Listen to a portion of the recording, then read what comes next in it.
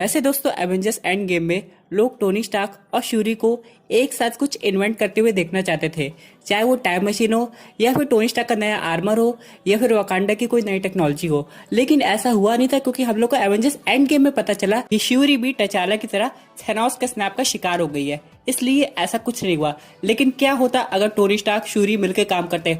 हो सकता है वो विजन को फिर से बना देते या फिर कुछ और बनाते। लेकिन आज के इस वीडियो में हम लोग यही डिस्कस करेंगे कि अगर Tony Stark Avengers end game के इवेंट्स के बाद भी जिंदा रहता तो क्या वो वकांडा जाता और श्यूरी की टेक्नोलॉजी को समझता? ये सब का जवाब जानने से पहले आप लोग कर दीजिए वीडियो को लाइक और कमेंट कीजिए आयरन मैन। साथ ही साथ जो लोग मेरे चैनल पे नए आए हैं हमारे चैनल को सब्सक्राइब करके हमारी कॉमिक बुक टॉक्स फैमिली का हिस्सा बन जाइए। तो दोस्तों मैं आपको बताना चाहता हूँ मार्वल सिनेमैटिक यूनिवर्स में बहुत सारे जीनियस हैं, टोनी स्टार्क से लेके श्यूरी, फिर डॉक्टर बैनर, फिर हैंक पिम। ये सब अगर एक साथ मिल जाए तो कोई बड़ी टेक्नोलॉजी बना सकते हैं। वैसे टोनी स्टार्क और डॉक्टर बैनर ने मिलकर अल्ट्रॉन बनाया था जो कि काफी ज्यादा स्मार्ट और स्ट्रॉन्ग था। लेकिन क्या होता है आप सब लोग जानते ही हैं, इसलिए यहाँ पे टोनी स्टार्क फिर से कुछ ऐसा सोच रहा है क्यों ना अर्थ के ऊपर एक शील्ड बनाई जाए जो कि एआई की तरह काम करे। इसका मतलब ये है दोस्तों कि टोनी स्टार्क हमेशा कुछ ना कुछ अपग्रेड करना चाहता है। एवेंजर्स एंड गेम के टाइम उसका मोटिव था पहले जो पीपल स्नैप हो गया उनको वापस लाना और एक ऐसा आर्मर बनाना जो कि स्नैप करने में उसकी हेल्प करे। और आपने एवेंजर्स एंड गेम में देखा ही होगा ऐसे टोनी स्टार्क ने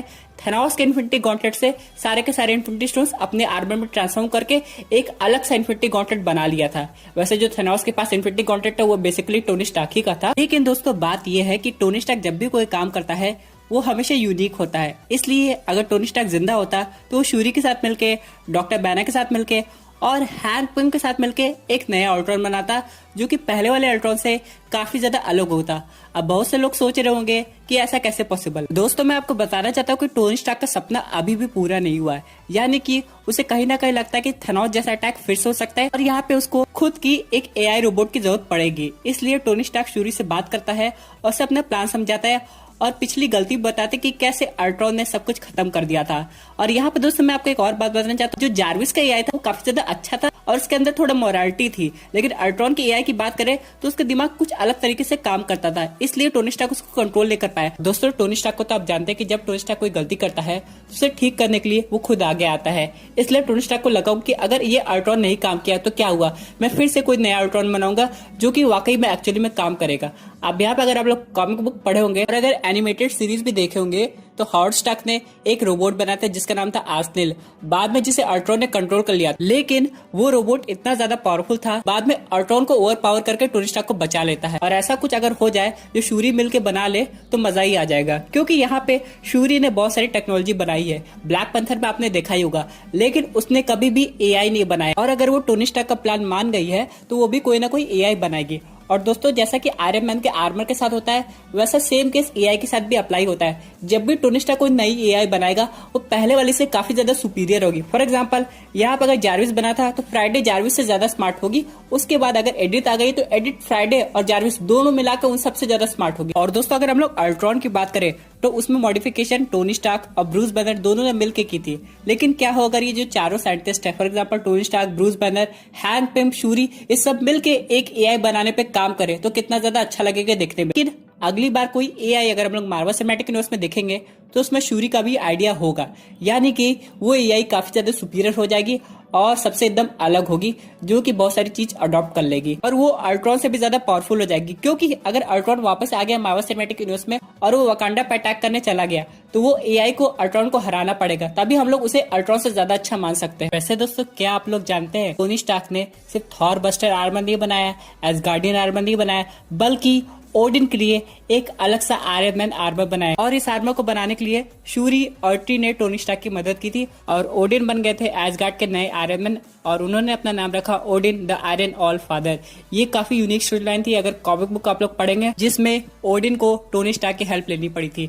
लेकिन अगर करंटली हम लोग मार्वल सिनेमैटिक यूनिवर्स की बात करें तो ना तो टोनी स्टार्क है ना तो ओडिन है। अगर टोनी स्टार्क होता भी टेक्निकली तो ये आर्मर नहीं बनने को मिलता क्योंकि ओडिन एक्चुअली में मौजूद नहीं है। लेकिन हाँ मल्टीवर्स से ऐसा हो सकता है। चलिए दोस्तों बात करते हैं अपने अगले अपडेट की जो कि रिलेटेड है स्टीव रोजर्स के कैप्टन अमेरिका से। यहाँ पे अभी क्रिस इवंस से पूछा गया था कि क्या आप वापस कैप्टन अमेरिका के रोल में आने वाले हैं, तो उन्होंने रिप्लाई दिया था कि जो उनकी एंडिंग हुई थी एवेंजर्स एंड गेम में वो काफी ज्यादा परफेक्ट थी, इसलिए उनकी पॉसिबिलिटी काफी कम है कि वो कैप्टन अमेरिका का रोल फिर से निभाए।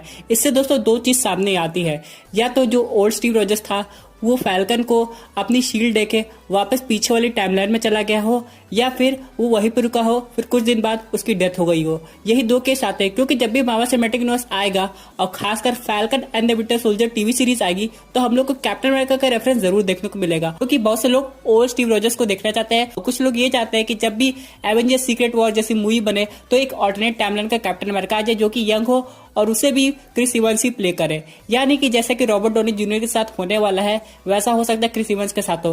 पहले रॉबर्ट डॉनी जूनियर ने अपना माइंड मेकअप कर लिया था कि अब वो आयरन मैन का रोल नहीं करेंगे, लेकिन फिर अचानक उन्होंने इनडायरेक्टली ये बोला कि फैंस हमसे जो करवाना चाहते हैं वो करवा करेंगे, यानी फैंस चाहते क्या है, आयरन मैन वापस आ जाए। उसी तरह रॉबर्ट डॉनी जूनियर भी चाहते हैं कि वो फिर से मार्वल सिनेमैटिक यूनिवर्स में चले जाए। तो अगर ऐसा सेम क्रिस इवंस पे अप्लाई होता है तो क्रिस इवंस भी फैंस की वजह से वापस आ सकते हैं। दोस्तों जैसे आयरन मैन की अलग अलग स्टोरी लाइन है, उसी तरह कैप्टन अमेरिका के भी है। एक स्टोरी लाइन में कैप्टन अमेरिका हाइड्रा के लिए एक्चुअली में काम करता था जिसका नाम था कैप्टन हाइड्रा। वैसे भी दोस्तों अगर हम लोग यंग स्टीव रॉजर्स की स्टोरी लाइन को हटा दे तब भी ओ स्टीव रॉजर्स पे भी कई सारी स्टोरी लाइन बन सकती है जो कि कॉमिक बुक में अवेलेबल है, और मार्वल सिनेमैटिक यूनिवर्स उस स्टोरी लाइन पे बड़े अच्छे से काम कर सकता है अगर फैंस चाहते हो तो। इन सब के अलावा दोस्तों यहाँ पे एक और अपडेट आई है कि जो वांडा विजन टीवी सीरीज है यहाँ पे इवांस पीटर जो कि एक्समैन मूवी में क्विक सिल्वर का रोल प्ले करते थे वो अपीयर हो रहे हैं, लेकिन वो कौन से रोल के लिए आ रहे हैं ये अभी तक कंफर्म नहीं है। बहुत से लोगों का ये कहना है कि वांडा एक ऑल्टरनेट रियलिटी ऐसी खोल लेगी जो सीधे जाएगी एक्समैन के यूनिवर्स पे और वो वहां पे उस क्विक सिल्वर से मिल सकती है। वैसे भी दोस्तों अगर ऐसा होता है तो क्विक सिल्वर के अलावा ऐसे बहुत सारे म्यूटेंट्स हैं जो कि एक्समैन के यूनिवर्स से मार्वल सिनेमैटिक यूनिवर्स में आ सकते हैं, खासकर मैग्नीटो और प्रोफेसर चार्ल्स जेवियर। अगर इवांस पीटर उस टाइमलाइन का होगा यानी कि एक्समैन डार्क फिनिश की टाइमलाइन का होगा तब ऐसा होगा, क्योंकि वहां पे चार्ल्स जेवियर और मैग्नीटो ज्यादा ओल्ड नहीं हुए होंगे, यानी कि वो मिड एज के होंगे। साथ ही साथ यहाँ पे तब उस टाइमलाइन में मिस्टेक नहीं होगी। लेकिन दोस्तों बहुत से लोग ये सोच रहे होंगे कि ऐसा क्यों हो रहा है भाई, दूसरी टाइमलाइन का क्विक सिल्वर यहाँ पे क्यों आ रहा है और इससे प्रेजेंट वाले क्विक सिल्वर से क्या मतलब है। तो दोस्तों यहाँ पे हो सकता है वांडा रियलिटी को एक्सप्लोर करते करते एक ऐसी टाइमलाइन खोजे जहाँ पे उसका भाई जिंदा हो, लेकिन ऐसा वो खोज लेगी, लेकिन ये जो भाई होगा वो ऑल्टरनेट टाइमलाइन का होगा, प्लस इसकी पावर्स भी पहले वाले क्विक सिल्वर से काफी ज्यादा अलग होगी, यानी कि स्पीड के मामले में ये मार्वल सिनेमैटिक यूनिवर्स के क्विक सिल्वर से काफी ज्यादा तेज है। लेकिन यहाँ पे एक क्वेश्चन आता है, क्या ये परमानेंटली इस टाइमलाइन में आ जाएगा? तो इसका आंसर है नहीं दोस्तों।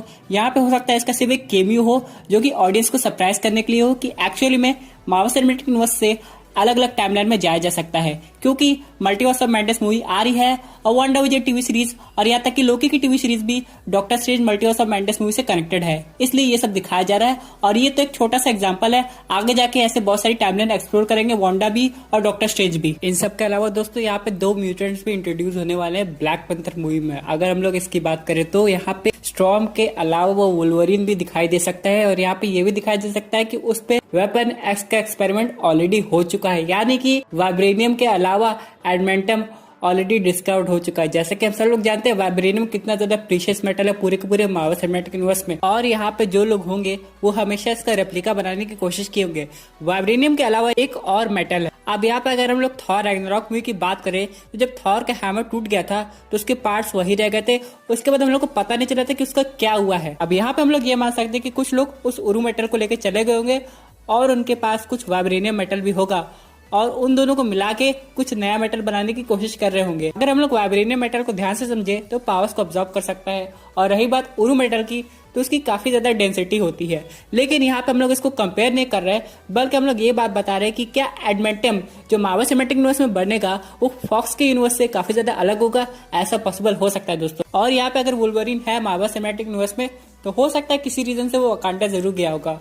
और यहाँ पे अगर हम लोग बात करें वुल्वरीन की एक फ्रेंड की जो कि आगे जाकर ब्लैक पैंथर की वाइफ बनेगी तो वो है स्टॉर्म, और वकांडा जाने के पीछे इन लोगों का कोई खास मकसद होगा जो कि हमें ब्लैक पैंथर 2 मूवी में पता चलेगा। लेकिन यहाँ पे एक बात है, अगर यहाँ पे वुल्वरीन और ब्लैक पैंथर की फाइट होती है तो वो भी देखने में काफी ज्यादा अच्छी लगेगी। इन सब के अलावा अगर सब कुछ ठीक हो जाता है, स्टॉर्म ब्लैक पैंथर को समझा देती कि वुल्वरीन भी एक अच्छा सुपर हीरो है, इन सब के बाद हो सकता है शूरी भी वुल्वरीन के लिए एक नैनोटेक का कोई सूट बनाए क्योंकि पूरा वाइब्रेनियम का बना हुआ। वैसे इतना महंगा सूट बनाने की क्या जरूरत है दोस्तों, क्योंकि वुल्वरीन के पास ऑलरेडी इतना अच्छा हीलिंग फैक्टर है। हाँ, वुल्वरीन को कूल दिखाने के लिए ऐसा जरूर कर सकते हैं, क्योंकि दोस्तों मार्वल सिनेमैटिक यूनिवर्स में हर एक सुपर हीरो के पास अपना एक सिग्नेचर ड्रेस होता है, इसीलिए अगर वुल्वरीन मार्वल सिनेमैटिक यूनिवर्स में आता है तो उसके पास भी अपना एक सिग्नेचर कॉस्ट्यूम होना चाहिए। यहाँ पे एक बात और है दोस्तों कि जो भी वुल्वरीन आएगा वो कोई दूसरा एक्टर होगा, ना कि ह्यू जैकमैन। तो दोस्तों ये थी कुछ अमेजिंग अपडेट जो कि रिलेटेड थी आयरन मैन से, कैप्टन अमेरिका से और एक्समैन के क्विक सिल्वर से।